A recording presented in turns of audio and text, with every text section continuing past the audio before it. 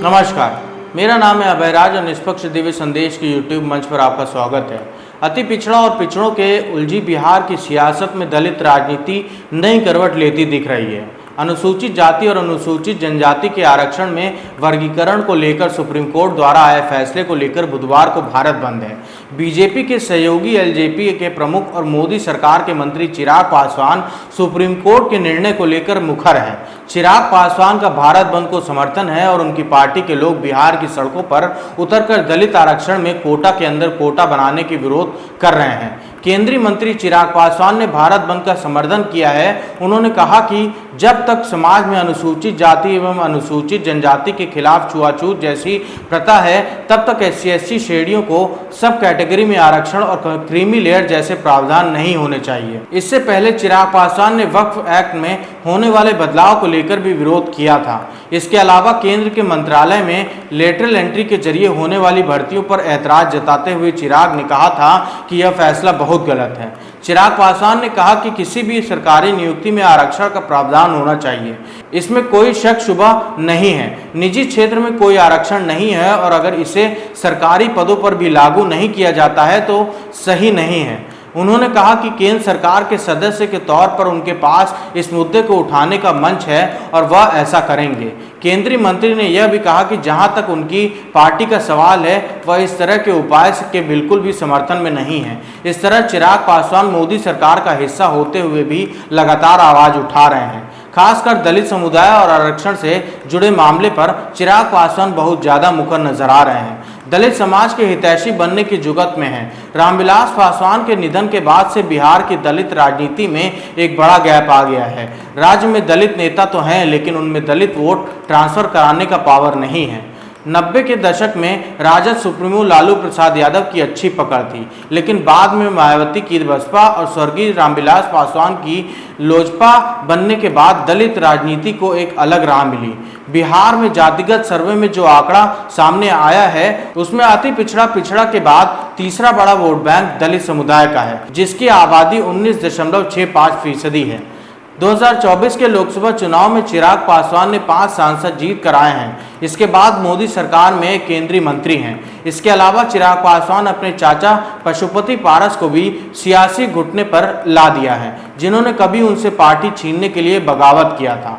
इसके बावजूद चिराग खुद को रामविलास पासवान के सियासी वारिस के तौर पर स्थापित करने में कामयाब रहे। राज्य में पासवान समुदाय पर अपनी पकड़ बनाने के बाद अब दलित चेहरे के तौर पर मजबूत करने में जुटे हैं। इसके लिए दलित समाज से जुड़े हुए मुद्दे पर मुखर हैं। चिराग पासवान का दलित सियासत में हाल के दिनों में बदलाव आया है। ये बदलाव आगामी विधानसभा चुनाव के मद्देनजर आया है। लोकसभा के चुनाव में 100% स्ट्राइक रेट वाले चिराग पासवान को उम्मीद है कि बीजेपी नेतृत्व उन पर भरोसा कायम रखते हुए अच्छी खासी सीट बिहार विधानसभा में देंगी।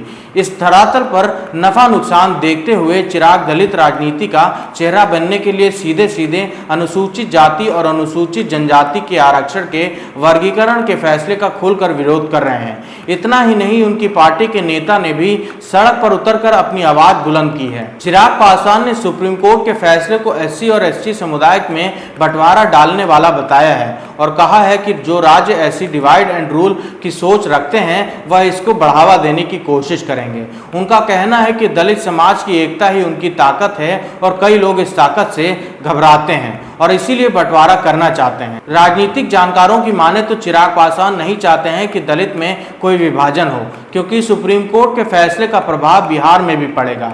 बिहार में लंबे समय से दलित और महादलित की सियासत रही है। बिहार में नीतीश कुमार ने CM बनने के 2 साल बाद ही 2007 में दलित समुदाय को दलित और महादलित में बांटा था। नीतीश सरकार में महादलित आयोग का भी गठन किया था। आयोग को अनुसूचित जातियों में शैक्षणिक, सामाजिक और आर्थिक रूप से कमजोरी जातियों की पहचान करती थी। इसके बाद नीतीश ने बिहार में हाशिए वाली अनुसूचित जातियों को कुछ सुविधा अलग में दी थी, जिसमें महादलित घोषित समुदाय के लिए 3 डिसमल जमीन और दूसरी सुविधाएं दी थीं।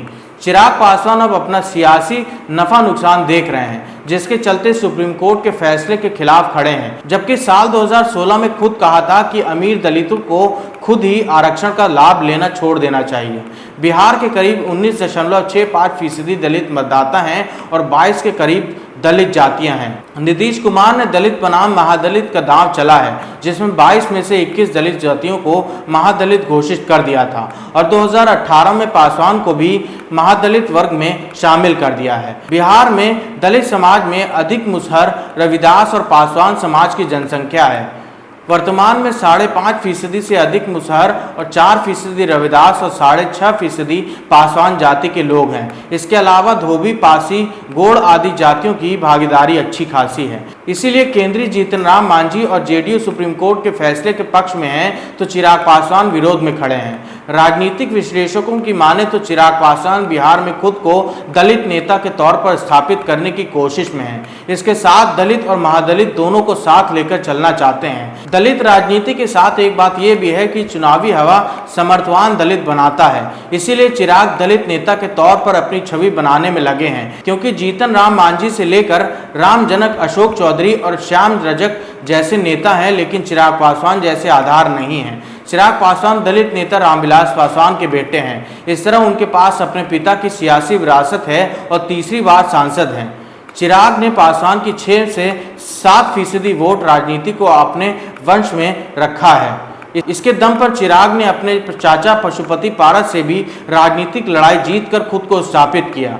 2024 लोकसभा चुनाव में हाजीपुर, समस्तीपुर, वैशाली, खगड़िया और जमुई लोकसभा सीट पर अपने नेताओं को जिताकर मोदी सरकार में मंत्री बने हैं। इस तरह अब बिहार में किंग मेकर बनने के लिए दलित चेहरे बनाने की कोशिश में है। इसी के चलते वह मुखर हैं। इस तरह चिराग पासवान की कोशिश अब राज्य की सियासत में आरजेडी नेता तेजस्वी यादव की तरह खुद को स्थापित करने की है।